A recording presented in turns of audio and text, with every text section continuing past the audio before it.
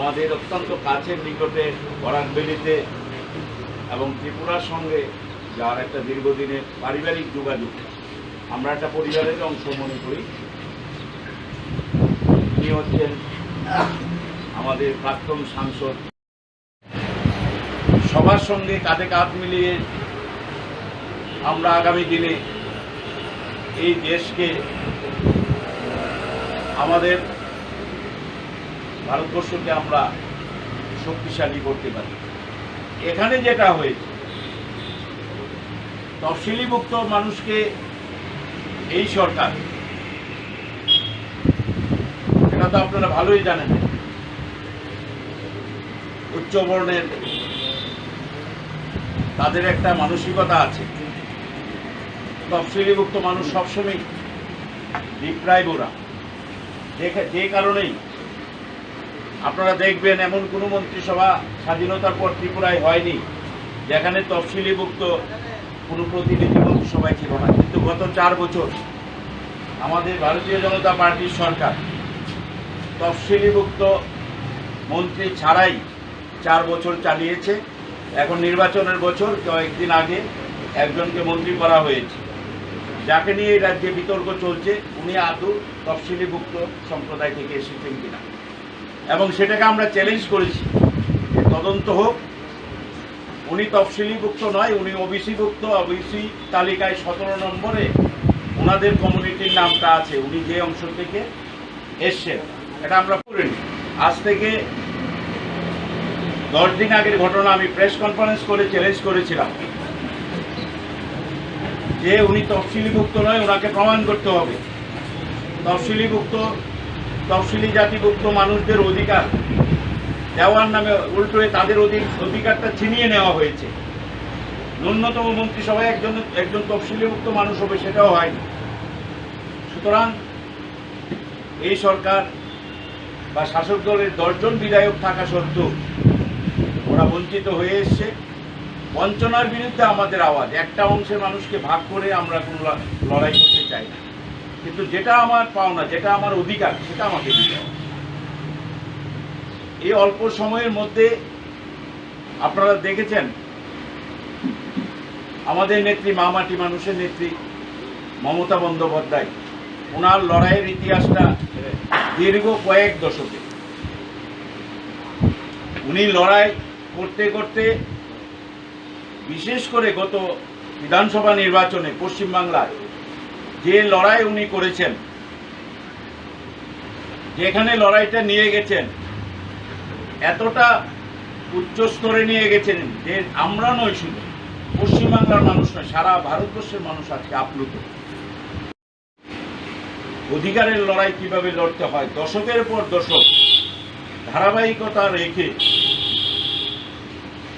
উনি লড়াইটাকে আজকে যেই জায়গায় নিয়েছেন, আমরা উৎসাহিত হয়েছি, আপ্লুত হয়েছি। আমাদের নেত্রী সুস্মিতা দেব, উনিও এসেছেন, আমরাও এসেছি। আর বিশেষ করে আমরা যারা উত্তর পূর্ব ভারতের মানুষ, আমাদের কথাটা সহজে দিল্লিতে পৌঁছায় না। দিল্লি আমাদের থেকে অনেক দূর। দিল্লিতে আমাদের এই লড়াইটাকে নিয়ে যাওয়ার ক্ষেত্রে উত্তর পূর্ব ভারত থেকে আমাদের এই নেত্রী সুস্মিতা দেবের একটা বড় ভূমিকা ছিল। আমরা গর্ববোধ করতাম এবং আগামী দিনও আমাদের নেত্রী মমতা বন্দ্যোপাধ্যায়ের সঙ্গে রাজপথে পায়ে পা মিলিয়ে লড়াইটা উনি করবেন, আমরা করব। তার জন্যই আমরা অনুপ্রাণিত হয়ে, বেশি দিন হয়নি, আজ থেকে 1.5 মাস আগে আমরা তৃণমূল কংগ্রেসে যোগদান করেছি। এবং যেদিন থেকে আমরা তৃণমূল কংগ্রেসে যোগদান করেছি, সেই দিন থেকে ভারতীয় জনতা পার্টি তার আক্রমণের লক্ষ্যবস্তু তৃণমূল কংগ্রেস হল ত্রিপুরা।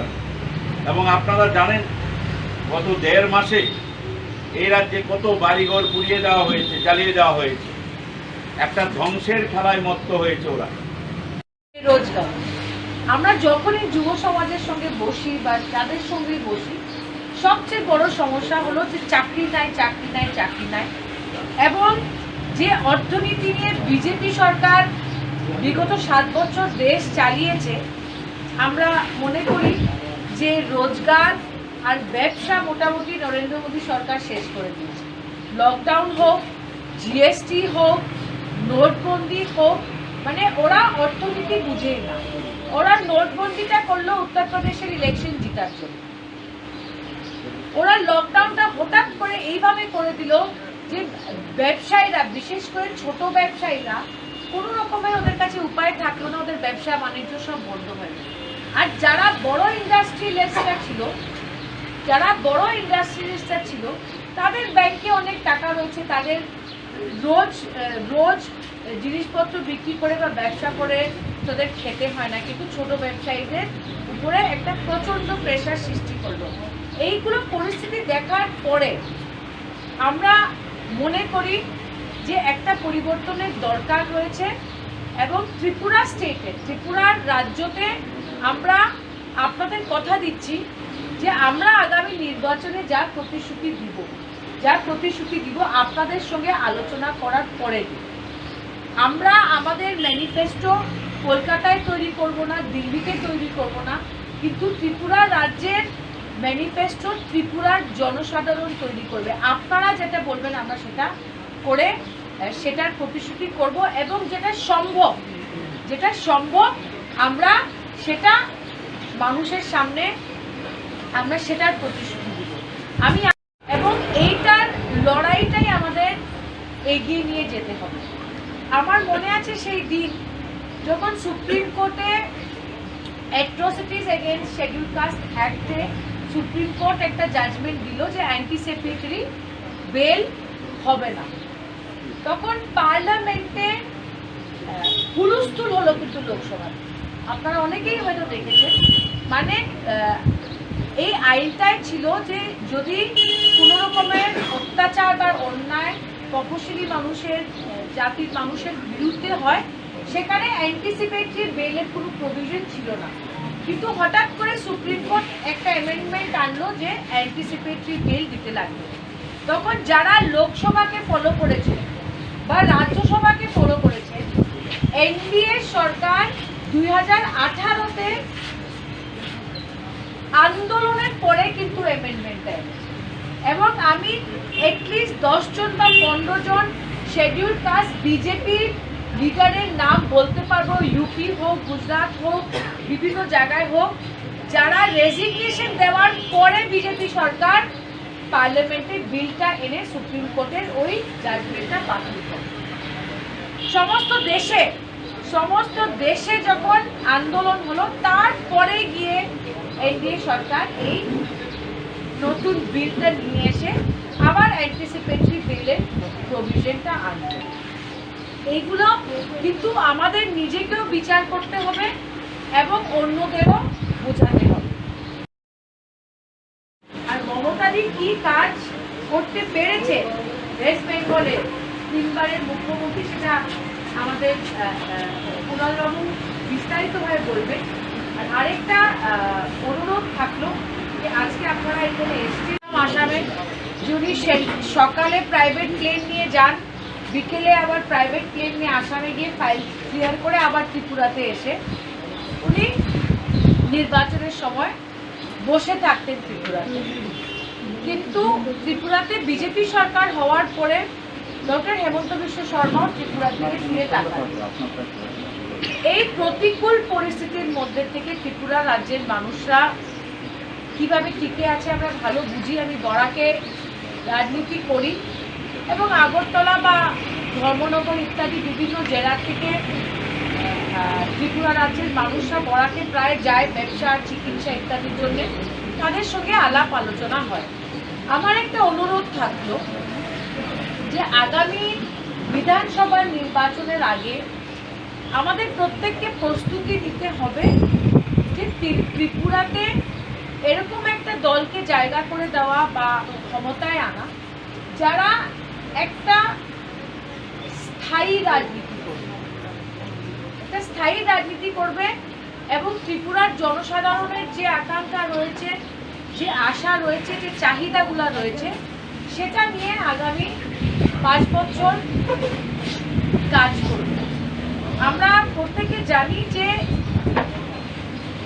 আরএসএস এর মধ্যে ভারতীয় জনতা পার্টির চিন্তাধারা কি, শেডিউল কাস্ট কমিউনিটি, যেটা নর্থ ইন্ডিয়াতে ওরা দলিত যেটা বলে, আর আমরা যেমন আমরা এখানে যাদের সঙ্গে এখানে বসা, ওদের হিস্ট্রিটা কি আপনারা একটু বিবেচনা করে দেন।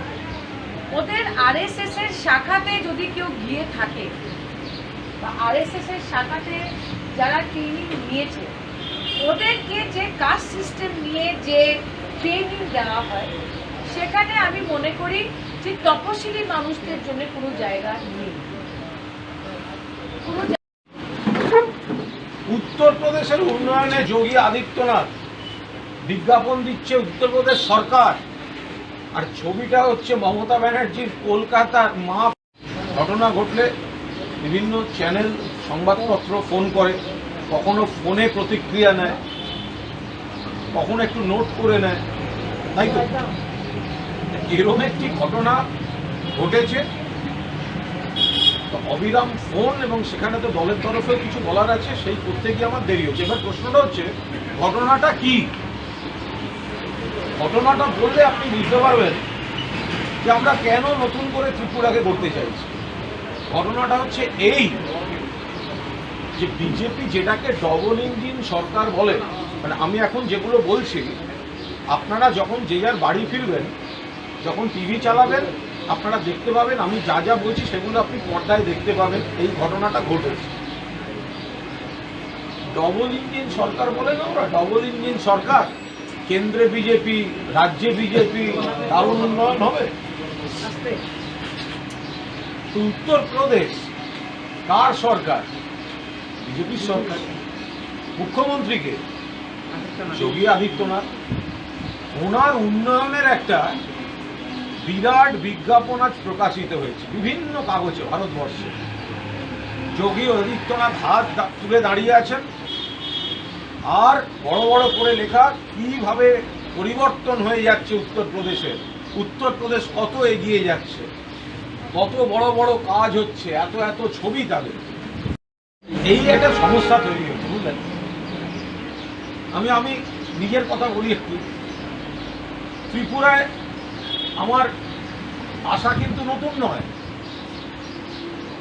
আমি তো বেসিক্যালি সাংবাদিক, আমি তো প্রত্যক্ষ রাজনীতিতে অনেক পরে মমতাদির কাছে কৃতজ্ঞ আমায় রাজ্যসভায় পাঠিয়েছিলেন। আমার ত্রিপুরার সঙ্গে যোগাযোগ অনেক পুরনো। নৃপেন চক্রবর্তী তখন ত্রিপুরার চিফ মিনিস্টার, সিপিআইএম। নৃপেনবাবু ছিলেন আমার বাবার পেশেন্ট।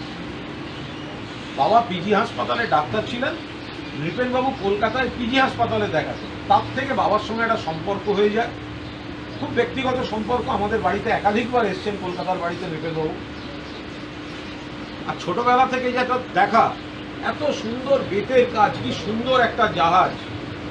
কে ছোটবেলা থেকে জেনে এসেছি নৃপেন জেঠু দিয়েছে, ত্রিপুরা থেকে গেছে। তো ওই ত্রিপুরায় আসা মূলত নৃপেনবাবুর সঙ্গে যোগাযোগ। তো পরবর্তীকালে সেটা থেকে গেছিল। ইভেন যখন সাংবাদিকতা করেছি, আমাদের এখানে কাগজগুলো বেড়েছে, ওখানে গেলাম, তখনও শুভঙ্কর দেবনা মাথা, কান, নাক দিয়ে রক্ত পড়ছে, বডিটা এইভাবে কাঁপছে। কলকাতা নিয়ে যাওয়া হচ্ছে। যদি যেখানে যথাযথ চিকিৎসার দরকার, শুধু রাজনৈতিক বক্তৃতা দিয়ে আমরা পাশে নেই, তৃণমূল পাশে থাকবে না। তৃণমূল কিন্তু এবার অপারেটিভ ওয়েতে পাশে থাকবে। মানুষকে বোঝানোতে যেমন সাহায্য করা হবে, মানুষ বিপদে পড়লেও তৃণমূল পাশে থাকবে, ত্রিপুরায় থাকবে। যদি দরকার হয় কলকাতার ইনফ্রাস্ট্রাকচার কাজে লাগাতে হবে, তাহলে কলকাতাতেও থাকবে। শুভঙ্কর মার খেয়েছে বাধারঘাটে, তার দুদিন 48 ঘন্টার মধ্যে তার স্ক্যান ট্যান শেষের পর কলকাতায় তার মাথায় হাত দিয়ে দাঁড়িয়েছিল অভিষেক বন্দ্যোপাধ্যায়। ফলে আমরা এতটা সিরিয়াসলি কিন্তু ত্রিপুরায় মানুষের কাছে আসতে চাইছি। কিভাবে হবে দেখুন, দুটো দিক। একটা হচ্ছে রাজনৈতিক আদর্শগত একটা দিক, যে আমরা সবাই মিলে একসঙ্গে থাকবো ইত্যাদি ইত্যাদি। একটা কেন্দ্রের নীতির বিরুদ্ধে। কিরকম? কোন দল কোন সরকার তো পরের কথা, পেট্রোলটা তো আপনাকে পয়সা দিয়ে কিনতে হচ্ছে।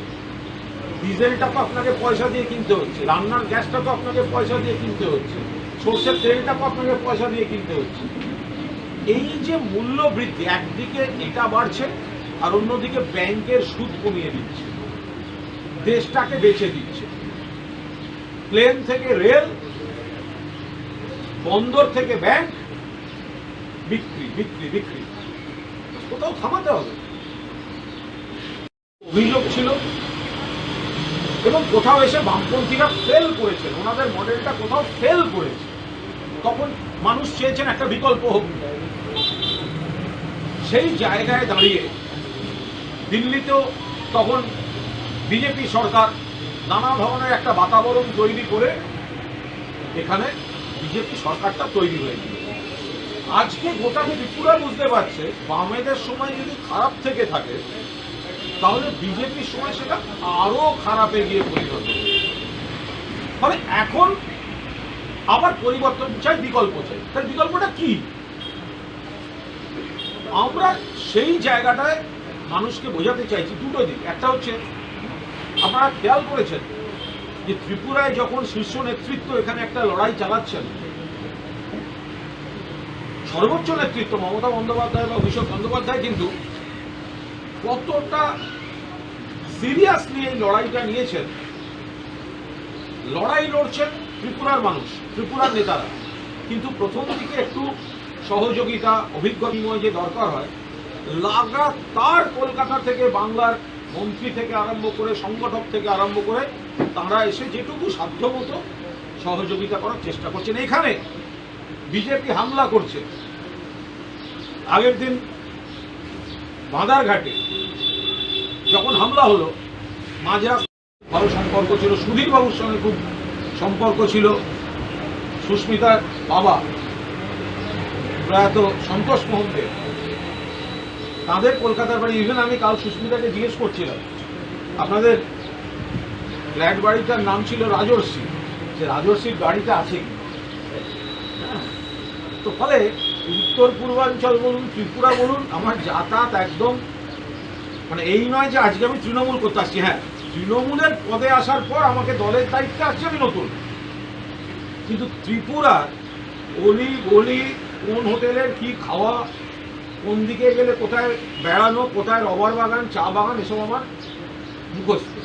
ফলে একেবারে যদি বিজেপি ভেবে থাকে যে আমরা সব বাইরের থেকে লোকজন আসছি, এখানকার সব কালকাযোগী বিজেপিকে সামনে বসিয়ে দেবেন, ওদের ত্রিপুরাটা আমি মুখস্থ করে দেবো। তো সেই জায়গায় দাঁড়িয়ে মমতা বন্দ্যোপাধ্যায় বারবার চেষ্টা করেছেন যাতে বাংলার উন্নয়নের সঙ্গে সঙ্গে ত্রিপুরায় একইভাবে একটা কাজ করা যায়, কারণ ত্রিপুরার সঙ্গে বাংলার অনেক মিল। ভাষার প্রথম, সংস্কৃতি, এই সব ব্যাপারটার একটা মিল আছে। একই পরিবারের দুটো ঘরের মতো। মানে গুজরাট বা মধ্যপ্রদেশ থেকে এসে বাংলায় আসা আর ত্রিপুরা আর কলকাতা যাতায়াত, আগরতলা কলকাতা যাতায়াত, দুটোকে কিন্তু একভাবে দেখা যায়। তো এখানে বারবার চেষ্টা হয়েছে, কখনো কখনো মানুষ যে পরিমাণ ভোট দিয়েছে তাতে দেখা গেছে অনেকটা সাড়া ফেলছে তৃণমূল, কিন্তু যে কোনো কারণেই হোক সেটা সাময়িকভাবে পথ থেমে গেছে। এবার অভিষেক বন্দ্যোপাধ্যায় সর্বভারতীয় তৃণমূল কংগ্রেসের সাধারণ সম্পাদক হওয়ার পর পরিষ্কার কথা, বাংলায় তৃণমূলের সরকার ছিল, আছে, থাকবে, আর ত্রিপুরায় তৃণমূলের সরকার নেই, কিন্তু 23 সালে হবে। এইটা একেবারে পরিষ্কার কথা।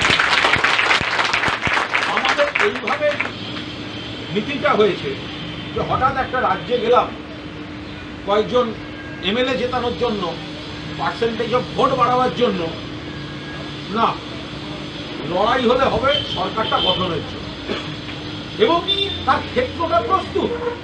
কেন প্রস্তুত? দীর্ঘদিন এখানে বাম শাসন ছিল।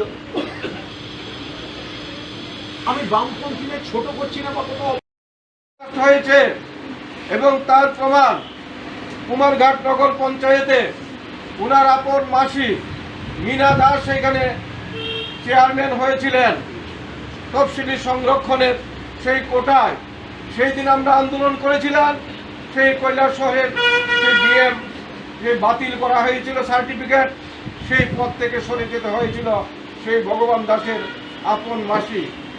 ওরা শিডিউল কাস্ট নয়, এই জন্য শিডিউল কাস্টের সংরক্ষণের সুবিধা তোমাকে দেওয়া হয়নি। আবার এই বিপ্লব দেবের সরকার আরেকজন ওবিসিকে শিডিউল কাস্টের প্রতিনিধি হিসাবে মন্ত্রিসভায় নিয়ে আবার প্রমাণ করলো যে পুরা শিডিউল কাস্টের যে স্বার্থ সেটা তারা রক্ষা করবে না। অর্থাৎ তারা সম্পূর্ণভাবেই প্রমাণ করেছে তারা শিডিউল কাস্ট বিরোধী। এই যে পরিস্থিতি, বিগত 25 বছর বামফ্রন্ট, 3.5 বছর এ রাজ্যের বিজেপি পুরা শিডিউল কাস্ট বিরোধী। কাজে আমরা এই রাজ্যে 10টা সংরক্ষিত আসন রয়েছে, 10টা বিধানসভা কেন্দ্র তফসিলি জাতির জন্য সংরক্ষিত, কিন্তু 59টি বিধানসভা কেন্দ্রে তফসিলি জাতির মানুষ বসবাস করে এবং প্রায় 15টা বিধানসভা কেন্দ্র রয়েছে এই 10টার বাইরে, যেখানে শিডিউল কাস্টের একটা ফ্যাক্টর, তাদের ভোট যেই দলের পক্ষে যাবে সেই দলের প্রতিনিধি নির্বাচিত হবে। এই একটা পরিস্থিতি আমাদের তফসিলিদের অবজ্ঞা করে চলছে, আমাদের বঞ্চিত করে চলছে, সেটাকে ভুলণ্ঠিত করা হচ্ছে। আমাদের পক্ষে কাজ করছে পশ্চিমবঙ্গে, আপনারা দেখছেন শিডিউল কাস্টের সম্মান সেখানে রয়েছে, সেখানে এমপিরা, বিধায়করা, মন্ত্রিসভায় বিভিন্ন যে সরকারি প্রতিষ্ঠান রয়েছে সেখানে তাদের গুরুত্ব দেওয়া হয়েছে। শিডিউল কাস্টের মর্যাদা, তাদের যে অধিকার, তাদের যে সুযোগ সুবিধা তৃণমূল কংগ্রেস পশ্চিমবঙ্গে দিচ্ছে। কাজে সেই দলের হয়ে আজকে আমরা আপনাদের আহ্বান করেছি। কাজে আমরা তৃণমূল কংগ্রেসকে শক্তিশালী করতে পারলে, তৃণমূল কংগ্রেসকে এই রাজ্যে প্রতিষ্ঠা করতে পারলে আমাদের বিশেষ করে পিছিয়ে পড়া তফসিলি জাতি মানুষের যে স্বার্থ, তাদের যে লক্ষ্য, তাদের যে আজকে বিভিন্ন সুযোগ সুবিধা সেগুলি তাদের ঘরে পৌঁছবে।